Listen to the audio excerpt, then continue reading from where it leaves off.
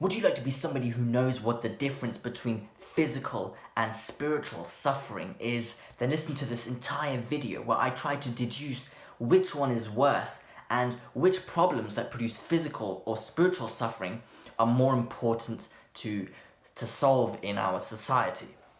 So before we get into this video, please give it a thumbs up and subscribe to my channel if you'd like to learn more about self-development, dating, Jungian psychology, and how to reduce suffering in life. Let's get into it.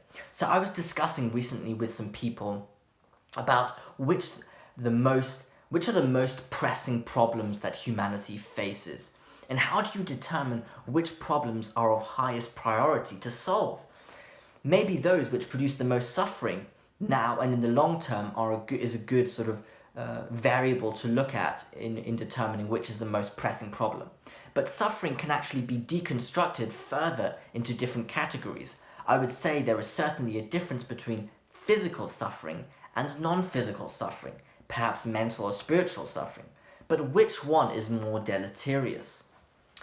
Because depending on which one is worse, one can direct one's focus to those problems which produce a large portion of the worst kind of suffering. So in this video, I will try to attempt to deduce which type of suffering, the physical or the non-physical suffering, is worse. So let me first define the two types. Let's start with physical suffering. This is definitely the easier type to explain. I would say physical suffering constitutes any kind of pain felt in the body, anything physical, whether it is a broken bone, fever, having a virus or a cold, having cancer, a migraine. Now, it gets more complicated when you realize that the phenomenon of association, so being in sync with your mind and body, that they are connected and that the mind can actually produce suffering in the body, and maybe vice versa also. Because I believe a lot of physical suffering is actually a symptom of mental suffering. And you know that because when you get nervous, like in your mind, you're anxious about something, you can feel it in your body. Let's say you have this heaviness in your chest, or you get nauseous, or you feel weak, like queasy. And the cause of this physical suffering lies in the mind. But we're going to try to stick in this video with the pain that is caused by something solely in the body, something physical. So the source of the pain is physical. I would say chronic physical pain is characterized by one important feeling: the desire for the pain to be alleviated and come to an end ASAP. That's it. When you're in chronic physical pain, all troubles and problems vanish. They just disappear. And in that sense, physical pain is so horrific because it completely and utterly consumes you in the moment. Like, it is in your face, you cannot hide it. You really cannot do anything ordinary when you're in serious physical pain. For example, if you're a student at university, if you have serious cancer, it's going to be hard for you to just continue going to university lectures. Or let me put it differently. If you have a chest pain, it's difficult, and you have a lecture in 10 minutes, it's going to be difficult for you to go into that lecture with this chronic chest pain, which is just making your whole chest collapse and feel like it's collapsing on you. So instinctively, I would be more inclined to say that physical pain might be worse than anything else. You cannot take care of your family, you cannot take care of your friends, you cannot live a normal life if you're in chronic physical pain. Life essentially just becomes hell on earth. But let's first discuss the spiritual pain.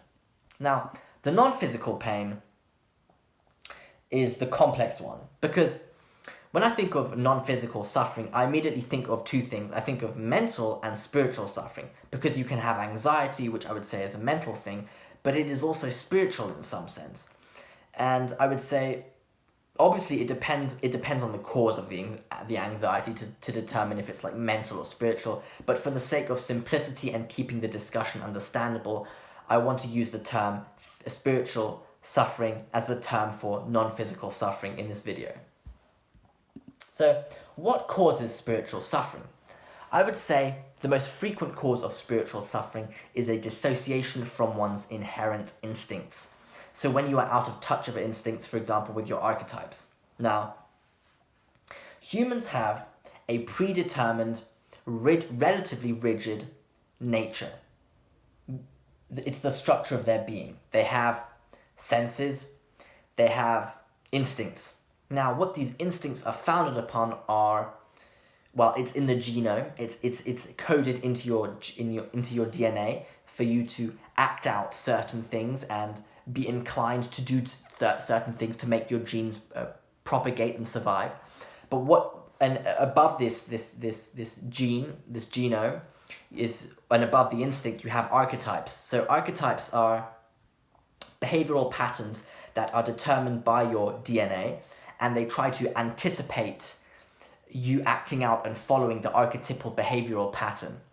So, for example, as a man, you are your instinct is to be a protector of your kind, of your humankind, because it will increase the survival of your kind. So you'll be inclined to, go on an adventure, discover or venture out into the unknown, map out the unknown territory so you can not dominate it, but you can understand it and know how to navigate it successfully without being killed, essentially. And you will have this instinct, this archetypal behavioral pattern will be, you'll have this instinct to act out this behavioral pattern. So when you grow older and you are leaving your parents' house, you will have this instinct to go on, do fun, whack, crazy things, because that is like learning, it's experiencing, and it's building your personality to become a fully fledged person who can have his own family. Then let's say that's like an archetypal pattern. Now, the spiritual suffering can arise when you dissociate from it and you don't follow the archetypal pattern, and then your unconscious mind creates a symptom of suffering because of this dissociation. It's telling you, watch out, you're doing something wrong, you are going against your instinct, which might harm your ability to survive and propagate your genes. Watch out. And then it makes you suffer as a warning signal. So, as we said, physical pain is like an elephant in your face. You can't overlook it because it's such a violent stimulus to your nervous system. So how does spiritual suffering compare to physical suffering? I would say, before we get into this, let me just sort of quickly go through a few examples of spiritual suffering. I would say depression, a deep sense of dissatisfaction with life. I would say that's also kind of maybe a type of depression. And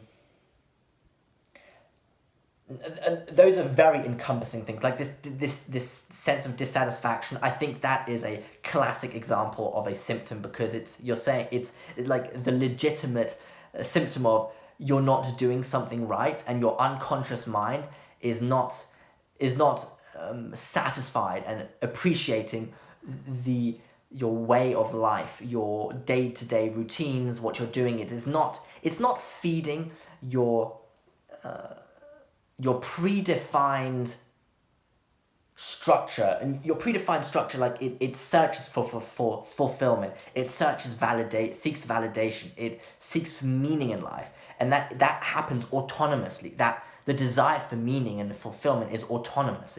It's inherent. You don't choose it. It's just there. And if you don't feed that, then you'll have symptoms of spiritual suffering, I would say.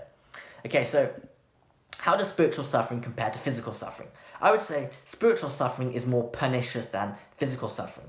You can still complete your day-to-day tasks with spiritual suffering. Let's say the example of depression. You can still go to work, although some forms of depression may keep you sort of bedlocked, like you don't want to leave your bed or leave your house. But I think a lot of cases of depression, you can still go to the groceries, do grocery shopping, go out with your friends, but you can't really enjoy any of it. You experience this permanent vibe of grayness, of this gloom. But I think spiritual suffering manipulates your decision making, which can make your life deteriorate gradually and actually lead you to a dark place in the long term, which might tempt you to something tragic like suicide. Now, I have a quote by Arthur Schopenhauer who discusses suffering and suicide, and he says, quote, "For when we are in great or chronic physical pain, we are indifferent to all other troubles. All we are concerned about is recovering. In the same way, great spiritual suffering makes us insensible to physical pain. We despise it. Indeed, if it should come to outweigh the other, it becomes a beneficial distraction, an interval in spiritual suffering. It is this which makes suicide easier, for the physical pain associated with it loses all significance in the eyes of one afflicted by excessive spiritual suffering." So what he's saying is, spiritual suffering will actually can push you to suicide, because the barrier that prevents you from committing suicide is this fear of the physical pain of it. But physical suffering is actually spiritual suffering is of a worse caliber. It's in its own league. It's worse than physical pain. And physical pain, when you have it, let's say, it occupies you completely, and it's like a break from the horrors of spiritual pain, which is like nice, and that can incline you to actually commit suicide. Oh wait, no, the other way around. Physical pain is one is afraid of it, but spiritual suffering is so much worse. It can actually overpower your fear of physical pain, and which was the barrier to stop you from committing suicide. So the spiritual suffering is actually, it just pushes you over your limit and makes you potentially want to commit suicide, because you don't really care about the physical implications of suicide anymore, which is that's a dark thing, yeah. So now, if you're permanently in spiritual pain, eventually I think you won't want to live anymore. And I really wonder whether it is the same as with physical pain. Like, do people really experience chronic physical pain every single day of their lives? Like, I'm sure there are some unfortunate people who do have that chronic pain every day. But I wonder what kind of an attitude they have towards life. Like, does their physical pain make them depressed and hate life? Like, I know for myself, I have experienced some kind of depression before for a short while, and it really, really sucks. And Jordan Peterson's daughter, Michaela Peterson, gave the example that, she's suffered from depression, and she said she thought she would have suspected depression feels like your dog dying every single day. Like, that's how it feels. Like, your dog has died every single day, and that's the vibe you're in permanently. But she said it was worse than that. Depression is worse than having your dog die every single day over and over again. It's worse than that. So it's difficult to convey the severity of depression to somebody who is not depressed and has not experienced it, because it's a sensation of feeling, and it is a sensation that is very specific and abnormal. It's irrational. It's not linear. It doesn't have a linear nature. It is something else. Yeah. So I think the dynamics of physical and spiritual pain are obviously quite different. Physical pain really forces you to desire nothing other but the alleviation of pain, so your attention is in the moment, forgetting all other problems. But spiritual suffering kind of lingers in your mind permanently, and I think it gradually extracts the color out of your life in the long term. Plus, I think spiritual pain can really alter your behavior to hurt other people, because you might despise life and become reckless in your conduct as a consequence, whereas physical pain might not incline you to lash out at other people, I think. And this is actually quite interesting, because despite physical pain being so in your face, I don't think it makes you hurt other people, while spiritual pain engulfs your will to live and your attitude to life, potentially making you uncomfortable to be around. Yeah.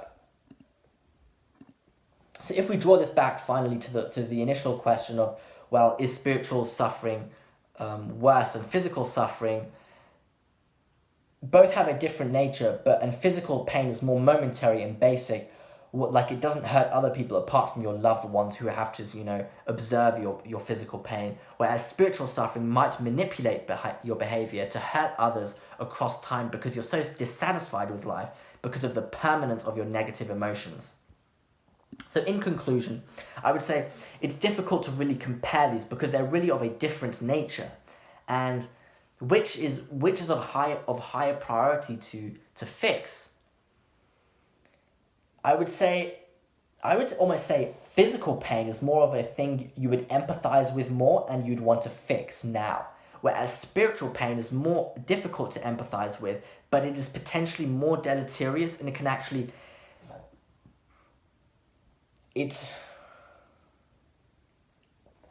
The effects of spiritual suffering are felt at a broader level in a society than the physical ones. I would put it like that, maybe. Yeah, like the radius of effect of spiritual suffering with one person in the middle who experiences it is a lot broader than the physical pain. The spiritual suffering will be felt, will indirectly rub off on more people than the physical pain. I'd put it like that. Yeah.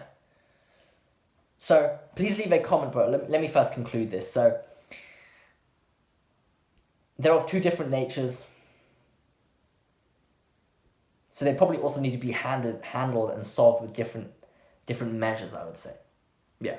So please leave a comment below whether you agree with my deconstruction of physical versus spiritual suffering, or whether I've missed something out. So I hope you enjoyed this video. Please give it a thumbs up and subscribe to my channel if you'd like to learn more about self-development, dating, Jungian psychology, and how to reduce suffering in life. Thank you for listening.